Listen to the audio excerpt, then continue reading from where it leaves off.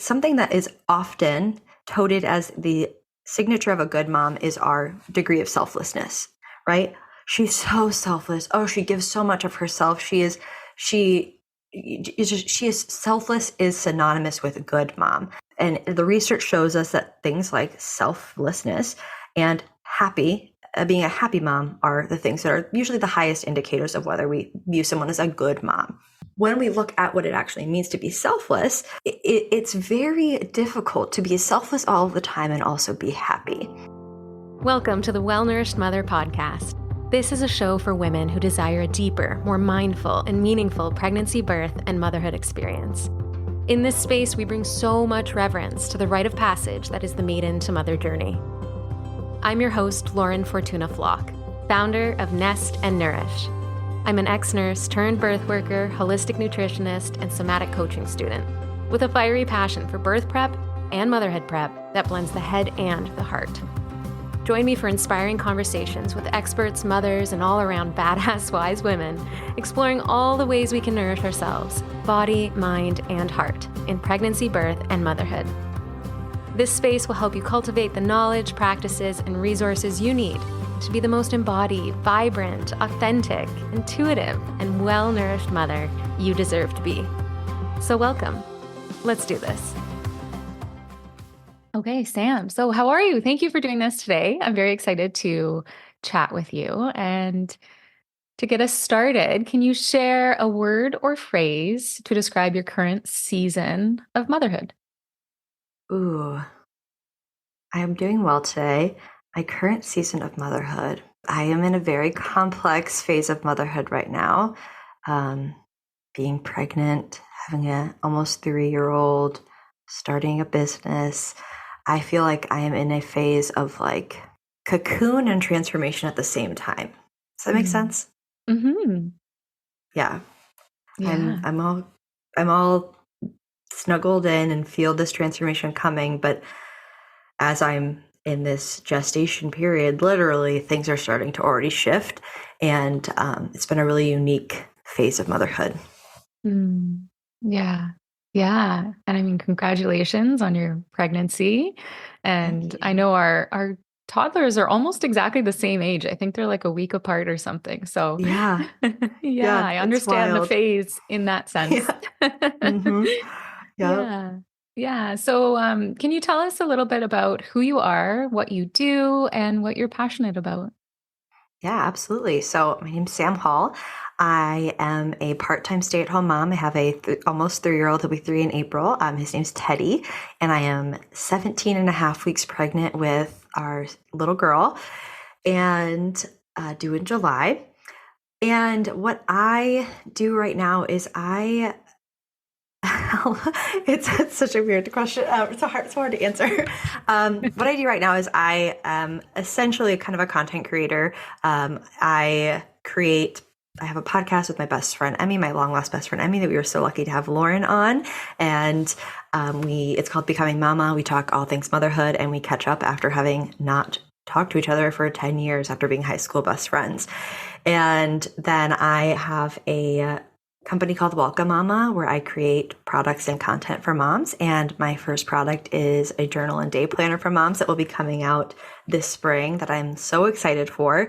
And so my life right now really is just creating this. I'm a normal mom with no real following, and I just love the product that I created, and I'm trying to put myself out there and put the product out there to share that. So most of my days are spent mothering, talking about motherhood, and that's what I'm really passionate about, is helping myself and helping moms embrace their own unique version of motherhood by taking care of themselves, by putting time and intention into themselves, and by enlightening us all to the social pressures of motherhood, the social expectations around motherhood, and trying to break those down, and then just really capturing motherhood and having the tools to do that.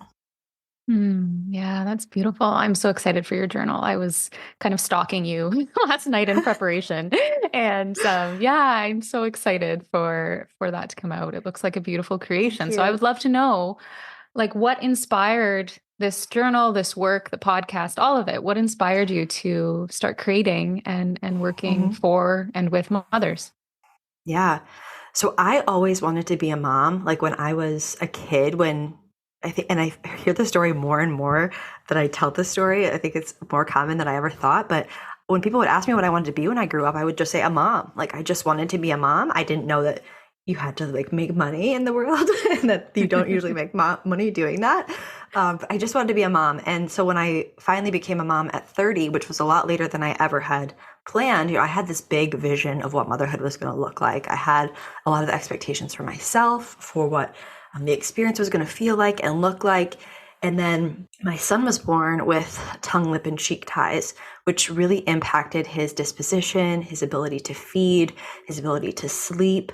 And it was just a very challenging first 4 to 5 months of his life, of him being miserable, us really fighting to figure out what was going on, being dismissed time and time again, and me feeling like a total failure, that every expectation I had set for myself and for my experience was not being met. And I internalized that greatly, as I think a lot of us do, especially us high achievers out there who, we want to do things right. When we set an expectation, we want to meet it and exceed it. And I couldn't do that. And I couldn't figure out how. And I felt like I was supposed to figure it all out. And I couldn't do that. And so for the first about 18 months of my son's life, I really held a lot of sadness and grief around that period, that I felt like I had missed out. I felt like I had failed. And in order to get past that, I really focused on kind of doing it all. Like, okay, I made it through that. Things are better. He's better. And so now I'm going to bounce back. I'm going to get back to my life. I'm going to do all the things. I'm going to do it while being a stay-at-home mom. And so I actually went back to work when my son was a week old. I started doing client check-ins at that time as a fitness coach, which was not really demanding, but when you're sitting there rocking your baby and you're thinking like, I need to go answer this email, it really takes you out of the moment, and it builds a lot more resentment for this baby who needs you because of the challenges that he has, and just because he's a baby. But I spent that year just doing more and more and more and trying to prove myself that I could do it, that I was enough, that I hadn't really changed as much as I thought I had. And then I learned about the word matrescence. And I think as a lot of us do, you hear that word and everything clicks and you go, oh, that's what this is. And I started to look into that more. I started to be enlightened to just how I was set up to struggle in so many ways by the expectations we place on moms, by the social narrative around motherhood, by the lack of support we have going into matrescence, the lack of awareness we have going into matrescence. And I just got really angry and I was like, I need to learn more about this. I want to talk about this. And so I started a Seasons of Matrescence course with Nikki McCoon. And I took that and I learned a lot. But in that time frame, I also had a really pivotal moment where I was making a yearly recap of 2022, it would have been. And I was putting together all of these clips of my son from the year. And I just started sobbing and I was like, I don't remember this. Like, I was there. I took these videos, but I don't remember it because I was so caught up in trying to do it all, to be it all, to prove myself, to bounce back, that I wasn't present. And then so that hit me and it was like, okay, I need to do something about this. I don't know what that is right now, but I need to do something about this. And then I had another moment where my son did something funny and I couldn't wait to tell my mom about it. And then the next day I didn't remember what it was. And I was like, how do I think I'm going to remember his childhood? Like these little moments that happened in a day where I go, oh my God, I never want to forget that. I'm going to forget that. Like how do I really expect myself to remember these things when I can't remember what happened yesterday? And so those two things kind of compounded. And I had this idea where I was like, okay, well, I journal sometimes and that's helpful, but it's not like based on motherhood. I'd use the 5-minute journal, which I actually really love. It's very simple prompts, same prompts every day. And I liked it, but there was nothing around motherhood. There was nowhere for me to like write down these things that were happening. I never am one to really stick with free write journaling. It's just too overwhelming for me. And I have ADHD. So tasks like that, I need them to be more guided. And I use a day planner.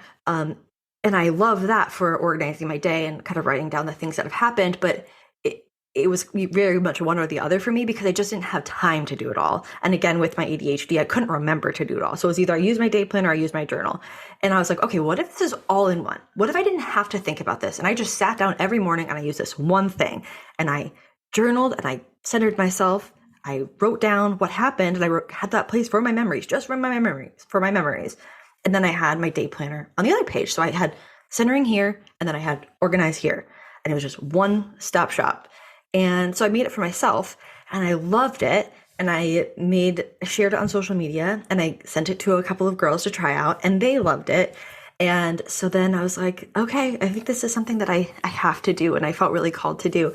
And so now it's being published and it's being printed. And it's been an absolutely life-changing thing for me to have in my life. And it's helped me to overcome some of those things. I think that the things that I struggled with, I still struggle with. I think a lot of us do. Like the presence and the being and accepting of yourself and knowing that you've done enough. But it really has helped me in a lot of those areas. So that's where the journal came from. And that's kind of my origin story there. Mm-hmm. Yeah. And oh my gosh, you've touched on so many things here, like bounce back culture and matrescence and the power of when you hear that word for the first time. Mm-hmm. Like I know for myself, when I first heard that word, it was like, okay, it was like I could Yep. exhale. I was like, okay, this is a real thing that we all experience, whether we realize it or not. Yep. And for those who maybe don't know what the word matrescence means, it's like the hormonal, the physical, the emotional shift that occurs when you become a mother. And I think just having a word to describe that intense experience, just, Mm-hmm. yeah, it gives language to such a kind of, a very like, what's the word I'm trying to look for? Like what's the word I'm trying to think of? Yeah, it's like an overhaul of your entire life and Yeah, yeah, identity. yeah. It really is. And I think the biggest thing for me was I had a lot of people in my life who either hadn't had kids or had kids a long time ago. And they just kept saying things like, you're still you. Like they wanted to talk about things that I didn't care about anymore. All I wanted to talk about was motherhood. All I thought about was motherhood. And I felt wrong for that because I felt like I wasn't supposed to change. And so when someone told me like, hey, whether you think you were supposed to or not, you have, and you've changed on so many levels. And being allowed to embrace that and lean into that was life changing. Yeah, yeah. It like allows you to fully step into it, I think. Like it Yes. gives permission in a way. It's like, oh, okay, like we're not Mm-hmm. supposed to be the same. It's like Right. I mean, you use the cocoon butterfly Yeah. analogy, metaphor, whatever it is. Yeah. And it's perfect for motherhood because it's so true. You can't go back to Mm-hmm. being, the caterpillar in the cocoon. You just can't. You're Mm-mm. changed. You're forever changed. Your physiology, your hormones, your all of it. And I think Mm-hmm. if more women understood that, like before becoming a mother, like going into it, if it was the cultural understanding, which I think it Mm-hmm. slowly is becoming Mm-hmm. because of social media and, sharing this work um, around matrescence. But I just think we would have such an easier time and this bounce back culture would have such like much less of a grip on us. Yeah. Yeah, yeah. And I really resonate with you shared kind of about this push and pull to do so much. And as a high achieving mother, as you said, it is really hard to surrender into, that early postpartum time or any motherhood, Mm-hmm. any part of motherhood. It's hard to Yeah. surrender and sit back and let go and not do and just be. Like it's a Mm-hmm. very if you're used to hustling all the time and achieving and that is what, success means to you, then yeah, it Yes. is really, really hard to just sit back and be. And it's not Yes. something that it's like, oh, well, I'm on mat leave, maybe. I don't have to do anything, but there's still this like, and even, for creatives as well. Like I consider myself a very creative person. Like there was always this like creative energy. Like I want to do something. I need to make something. Mm-hmm. I need to create something. And when I was finally able to realize, like, okay, I created a baby and like my energy needs to go into this baby right now. I kind of Mhm. gave myself permission to allow the mothering to be the creation for a while. But there's Mm. always this like nagging pull to do more. And I Yeah. think that's, it's our culture. Yeah, yeah. So it's Yeah. hard. It's so hard. But I love that you were able to create something that kind of helped you helped guide your daily kind of practice and kind Yeah. of recenter yourself. And yeah, this idea of not remembering. Like, I think I started just a note in my phone. I was like, same thing. I'm like, I can't remember Hmm. anything anyway on a good day. Um, Right. Low iron and all this other stuff that relates to that. But Yeah. plus being a sleep deprived mom. So I started a note in my phone and it's just like things I don't want to forget. And I just list Oh. all of the cute little things. But Yeah. yeah, there's still this fear of somehow that it's going to get erased and then I'll never see it again. So I Right. like the idea of having it like on paper in a journal. And it's Yeah. something so beautiful that you can show your child when they're older, um, Yeah. and give them a peek into your life and your brain and what was happening for you at that time. I think Yeah. that's so I love beautiful. that. I love whenever a mom says that because I think a lot of times in motherhood, we are put into the context of our children. So, like, good for you to take care of yourself so that you're better for your kids, or good for you to record your kids' memories so that they have their memories down the road, which is Mm. true. It's all true and Mhm. it's all super important. But what's often missed in that context is good for you for taking care of you for you. You Mm. matter, mama. You matter outside of the context of anyone other than yourself. And good for you for writing down those memories so that you have them to look back on. And good for you for writing this down so your kids will be able to learn about you. And I don't Yeah. know about you, but I like whether it's your mom or your dad or any family member you're connected to, what a gift it would be to be able to look back on their life and see how they experienced you. To be Yeah. like, oh man, she really loved me and she really like that little thing I did that I wouldn't have, I didn't think anything about it. That meant the world to her. And to be able to look back at the context of who your mom was and how your mom experienced you, I think is such a gift. And I didn't even realize that myself as I was making it until I had one of my best friends has children who are all out of the house. Her youngest is a freshman in college. And when I told her what I was making, she started crying and she was like, I wish I could pull that out right now. And I wish I could gift that to my kids down the road. And I was like, I didn't even think about that because this was just so much of me wanting to remember those memories. But it's just bigger than that. I love that. And when you said that at the beginning, that like doing it for you, like for you as the Mm-hmm. mother, not for your children, like that gave me chills. And it's so true. Like we're just so automatic to make everything about the child. And of course, that's important. And of course, that's Mm-hmm. good. And, that's what caring and nurturing and having a child is, of course. But Mm-hmm. like you said, what gets missed so often is the self care, the self centering. And I Mm-hmm. think a lot of moms feel super guilty about that and feel super selfish. So I would love to hear, I know you use a term self-ish. Mm-hmm. I'd love to hear more about that. Yeah. So this came partially from my matrescence education, but something that is often, and I think in most cultures, is very often touted as the signature of a good mom is our degree of selflessness, right? She's so selfless. Oh, she gives so much of herself. She she is selfless is synonymous with a good mom. And the research shows us that things like selflessness and being a happy mom are the things that are usually the highest indicators of whether we view someone as a good mom. When we look at what it actually means to be selfless, it's very difficult to be selfless all the time and also be happy. Because when Mm. you are selfless, when I hear the word selfless, what I hear is selfless, like lack of self.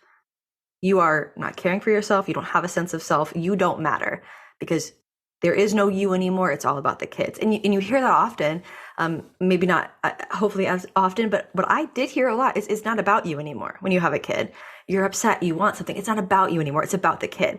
And inherently as a mother, your job is to think of yourself less. You will think of yourself less. Your job is to care for another human, to keep another human alive, to give another human the best chance they have in this world. And that means that you are going to think of yourself less. I do not think that means that you need to be selfless, to lose yourself, to lose your sense of self, and to feel guilty for wanting to care for yourself. And so what I like to say is I'm selfish. Like, I think of myself sometimes. I put myself first sometimes. I have a sense of self. I am not selfless. I am selfish. And like you said, like every time, even as somebody who talks about that a lot, who has the research behind me, when I say that, like, I'm a selfish mom, I'm not selfless, I feel guilty for that because it's so synonymous with being a good mom.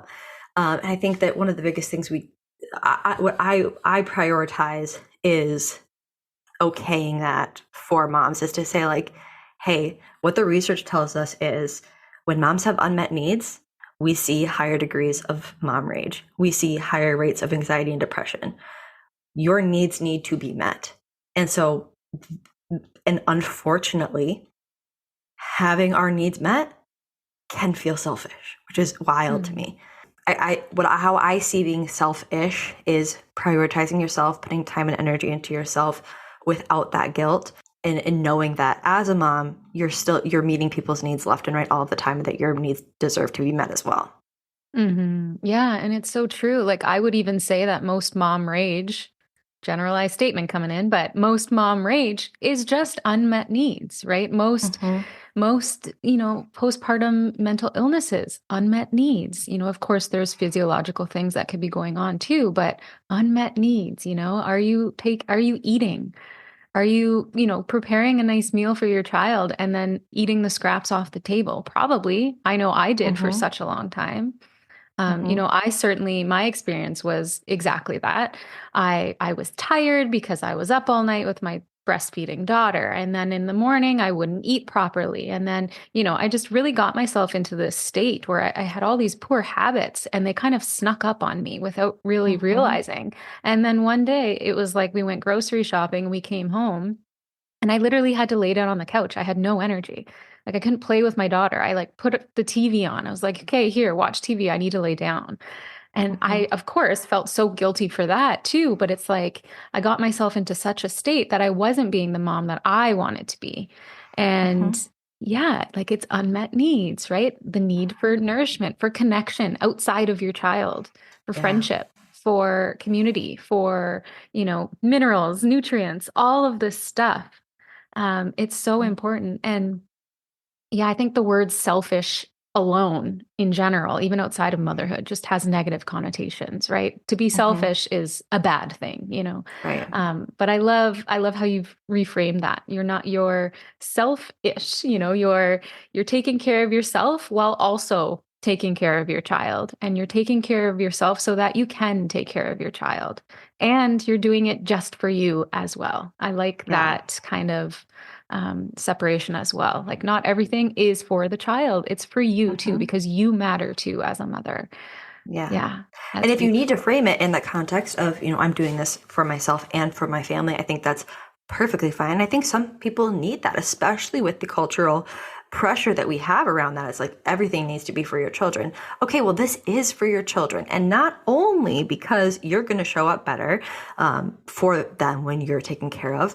Do you want your daughter or your husband or your husband or your son as a future husband to have the same expectations for their partner or for themselves as a mother? Or do you want to teach them what it looks like to care for yourself? Because that's what you're really doing. And I think a lot of us grew up with this self-sacrificial version of motherhood, whether that was from the media or from our parents. And it's definitely something that has informed my experiences. My mom, if you meet anybody, I think the first thing they will tell you is she is so selfless. She's so selfless. My dad says it all the time. He praises her for how selfless she is. And I've watched her burn out more times than I can count because she has given of herself to the point, and with very little thank you, to the point where she can't do it anymore. And she'll, lose her temper or cry or whatever that looks like. And it's like, I just wish you would say no to the things that everyone is asking of you sometimes. But it's just the model we've been taught. there's this research term that I've been exploring a lot lately, but it's called the flawless performance of motherhood. And what it is essentially is that we as women, we fear shame and guilt because there's already so much shame and guilt associated with motherhood.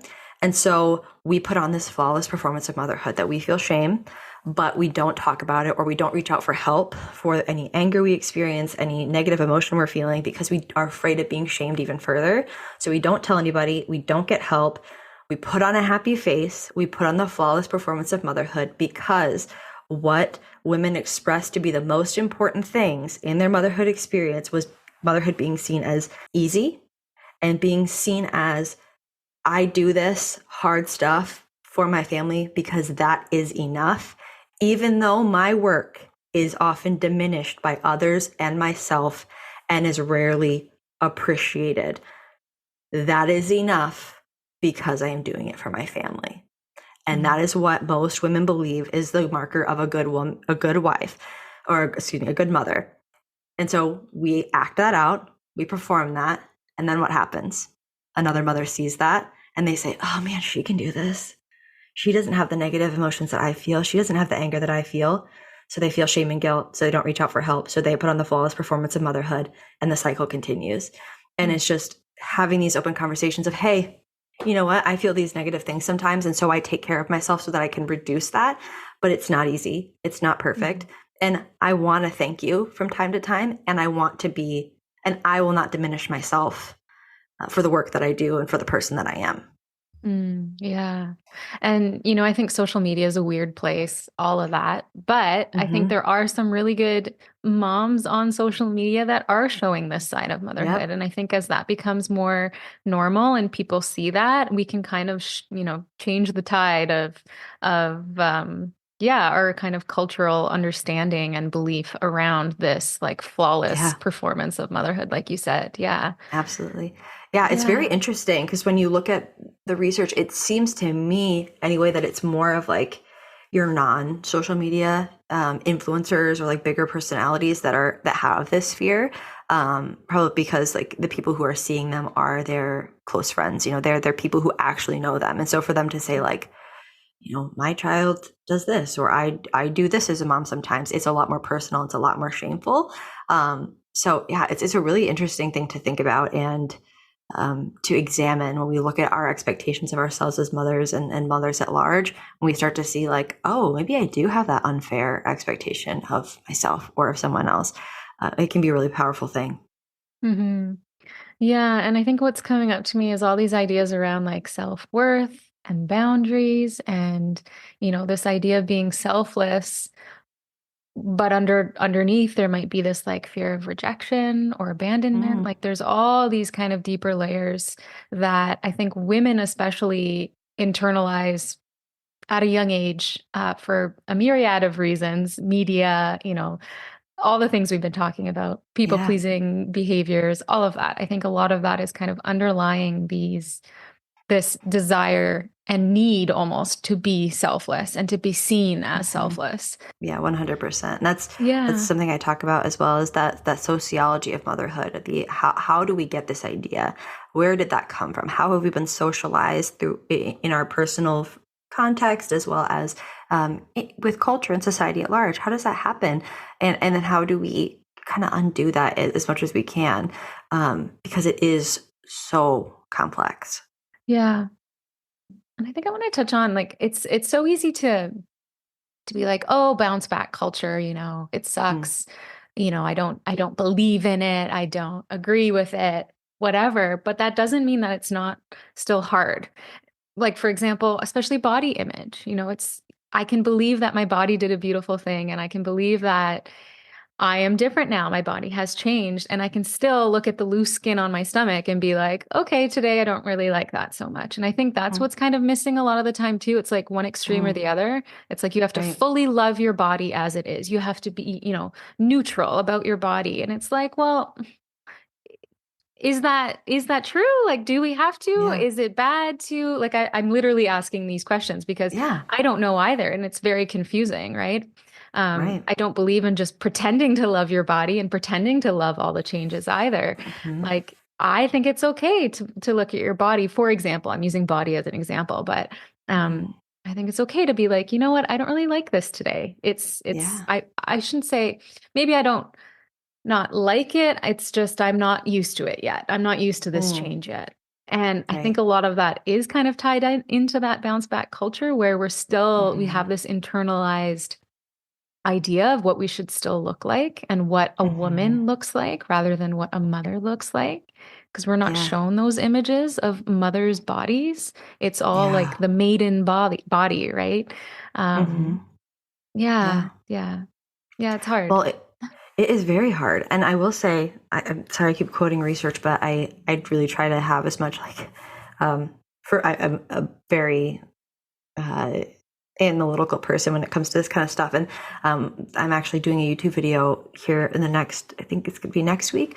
And the research is about how social expectations impact us, even if we don't believe in them. Even if you say, I don't believe in bounce back culture, Yeah. you may still have this underlying expectation of, well, I should be doing that. Mhm. It's very fascinating. So that's not, there's nothing wrong if you can cognitively say, I don't believe in this, and that you're still like, but, mm. So I see that, and that's very valid. When it comes to whether it's, I think something interesting you said was that I'm not there yet, right? Like I'm not used to this yet, or I haven't been able to embrace this yet. I think that's a really powerful way of framing it when it comes to especially body image, but just a lot of things in the matrescence experience. And one of the beautiful things about the Seasons of Matrescence with Nikki McCune, which she has a certification course I would encourage you to look into, but she does frame matrescence in the seasons, right? So you're able to put a name to where you are in your given season.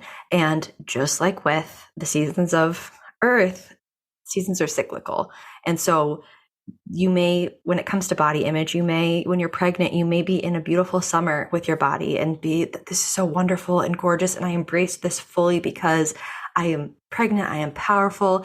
And then you have the baby and you enter this fall where, okay, things are changing. I'm in this kind of liminal space of like, I don't have the baby in me anymore, but I still have a belly, and I can rationalize that because I just had a baby. And so these first 2 weeks, like things are different. Leaves are falling off the trees. And then you're in month 2 and things still haven't gone back fully, but you don't look like you're pregnant, but you don't look like your old self. And you're in this winter where the trees are bare. You were just this beautiful, flourishing tree in summer, and you loved your body, or wherever you were. Maybe that's pre-pregnancy too. Maybe that's your summer where you're confident, and then pregnancy is your autumn where things are kind of falling away and changing. But then you're in postpartum and you're in this winter of like, okay, like who am I? What is this? This is even more of a liminal space of like emptiness. And then inevitably we get to the spring where you can start planting seeds again. You can start doing the actions that can help you to get back to that summer of embodiment and feeling better in your own skin. But being able to label where you are in that phase can be really powerful, a very powerful tool of acceptance, in my opinion. So you're feeling like, especially in that winter where maybe you're in those early postpartum days, or you're in that first year of motherhood where it's busy and working out regularly isn't happening, or if eating healthy isn't happening and it's not a priority for you right now, you just don't feel like you can do that. Being able to say like, I am in a winter. I am not doing the things that I know will help me to feel better in my body. And so that's okay. I am here right now, but I know the seasons don't last. And then when you start to feel like, okay, I think I can start working out a little bit now. I think I can start adding in some walking. I think I can start maybe thinking about how many fruits and veggies I'm eating. And this is, I used to be I have a master's in exercise science and sports nutrition. So I'm throwing this in there now, start putting on that hat. But I can start doing these little things.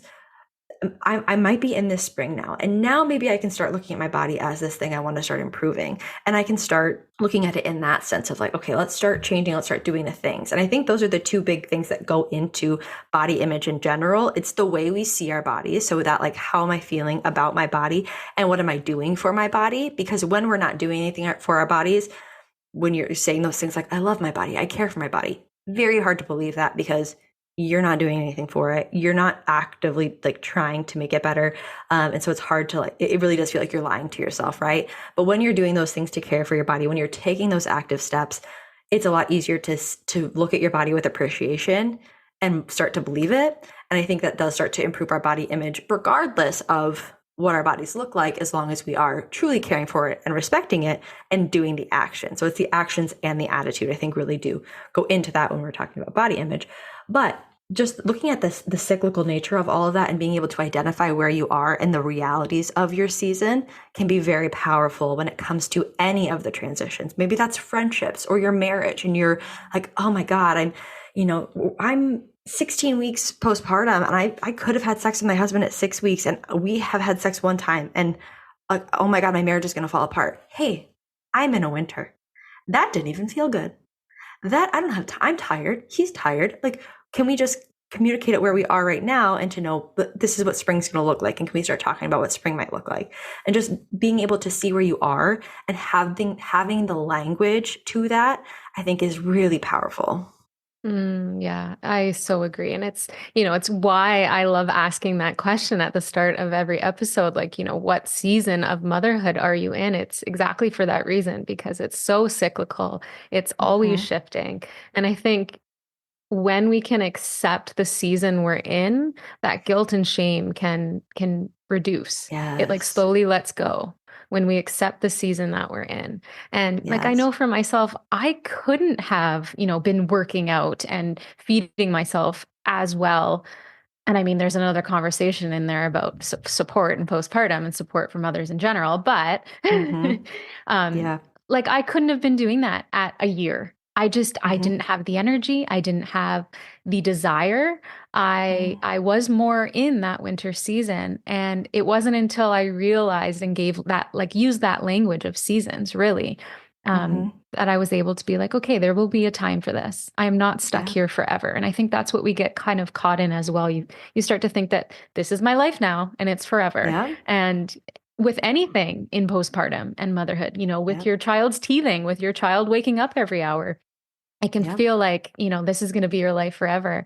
And if Yeah. motherhood teaches us anything, it's that, things shift and change all the time. And I think Yeah. anchoring into this idea of seasons is so helpful. Like you've said, around sex, around intimacy, around your body image, working out, exercise, all of that.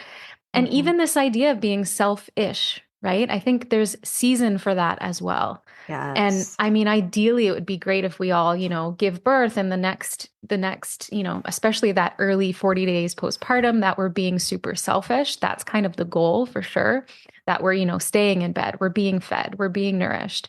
Um, but I think, that period of time kind of after that first maybe 3 months is when it starts to be like, okay, the world is moving on, everyone's moving Mm-hmm. on, husband's back to work, whatever it is, all the support has left. And now it's like, Mm-hmm. okay, can you still be selfish? And I think it's hard for a lot of women at that time. I Yeah. think there's a season for that as well. I know, Yeah. at least in my experience, that's what it felt like. For me, it was like Yeah. at 2 years, I felt like I came up for air. It took that Yeah. long for me. It was like, Yeah. and it's funny, there's like it's cyclical, right? Like I feel like I went through a bit of a summer phase, around 15 months. And then I kind of looped back around a winter. And then I was back in this. Now I Yeah. feel like I'm coming into this spring, summer season again. And I Yeah. think when we can really anchor into that and know that the seasons will shift, things will change, we'll keep Mm-hmm. evolving. And there's a Yeah. season to be selfish as well. I think that's so helpful and so important. Yes. And my hot take on selfishness and self care is that your self care is sometimes going to look like meeting your basic human needs. And a lot of times people will fight me on that and say, like, self care should not be meeting your basic human needs. Sometimes in some seasons of motherhood, that is all you have. And I would rather take a hot shower and go into it being like, okay, this is my me time. I'm going to take this shower and cleanse this away. Even if it's a 5-minute hot shower, this is my self-care, and walk out feeling a little more refreshed and cared for than walking into that shower and being like, I can't even take a shower. This is I only get 5 minutes. And then walking out and being mad. Do I think that is the way it should be? Do I think you should have more time for yourself in any given day? Absolutely. And I wish we did. But in some seasons of motherhood, that's just not the way it is, especially when you have a working spouse who is not there during that maternity leave or whatever that looks like. Or if you are a stay-at-home mom, like It is just the reality of some people's situation. And I think it's robbing them of moments of joy and replenishment to say this doesn't count. And I also think there's little things we can do that can kind of be that self-care in moments of in busy seasons of motherhood. One of my favorite things to encourage people to do is like put on your own music during like a normal task throughout your day. Not like Elmo, but like you're making dinner, mommy's music time. Dance. You're getting ready in the morning, even if it's for 5 minutes, you're brushing your hair, whatever. Put on a song and dance, and just like whatever can help you to feel, fulfilled in that moment or to cared for in that moment. Those things count. And and I did a self-care challenge over Christmas, and a lot of people said, like, I didn't even realize how many of these things I already do, because we do these things, but we don't put intention into them. We don't label them as caring for ourselves. And so it's just another thing we do in our day versus, oh yeah, I did do that thing to care for myself today. And that feels good to have done that. But I didn't think about it as caring for myself. And so putting that intention into it makes a huge difference. So that's my hot take. I think that sometimes little things are all we have. And I think that self-care is often excluded to, or excuse me, not excluded to, but like exclusive to facials and massages and going on a girls' night. Like those count. No, you need those. You need those.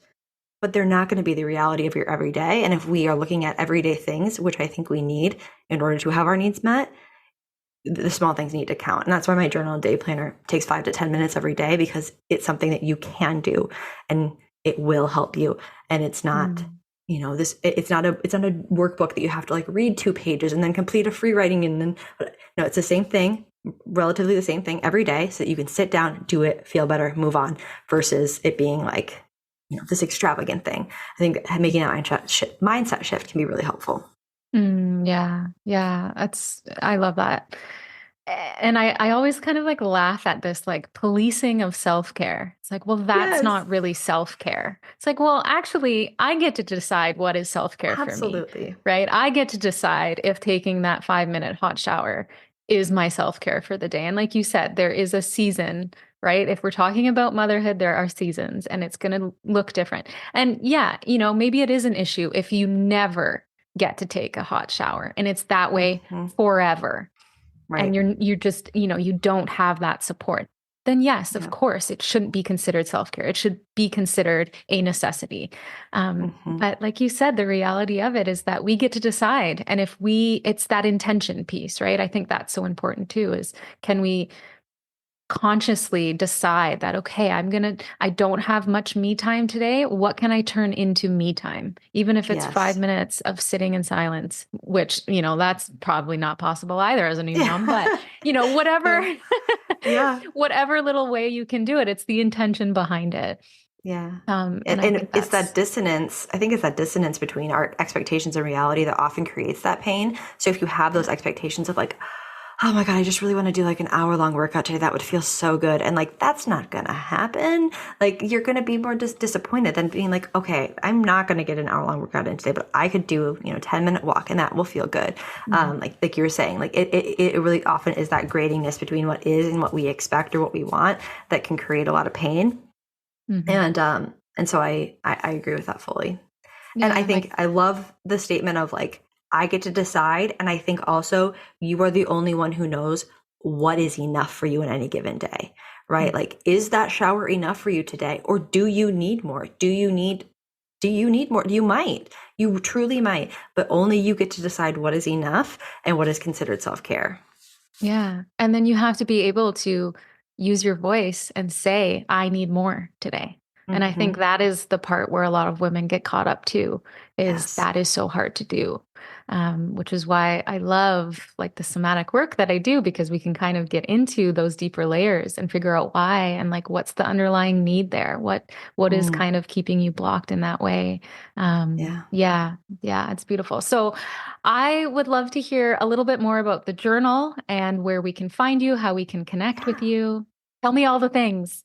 Yeah, there's a lot of things right now. The journal and day planner, like I said, is being printed right now. It should be out this spring. And so the best way to keep your eye on that and to know when that's coming is to follow the Welcome Mama account. So that's a Welcome Mama _ by Sam, because every Welcome Mama handle is taken and has 0 posts on it, which is so frustrating. But that's where you can find me. And then you could also go to welcome-mama.com, and that's where I have my YouTube is linked there, my Instagram is linked there, and then there's also a page dedicated to the journal and day planner, so you can really see what it's all about. You can actually see the pages and get a feel for what that looks like. Awesome. I can't wait to have a look at it all. Well, Sam, thank you so much for this. This has been awesome. I think we touched on a lot of really beautiful pieces that I think a lot of mothers think about and maybe don't have the space to talk about, So I appreciate everything you've shared, all of your wisdom and sharing your story. So thank you so much. Thank you. Thank you for having me. And this has been a wonderful conversation. I could talk on this stuff forever. So thank you. That's it for today. Thank you so much for listening. If you enjoyed this episode, I would be ever so grateful if you would leave a review on Apple or rate the show wherever you're listening from. It really does help this show grow and blossom. All right, see you next time.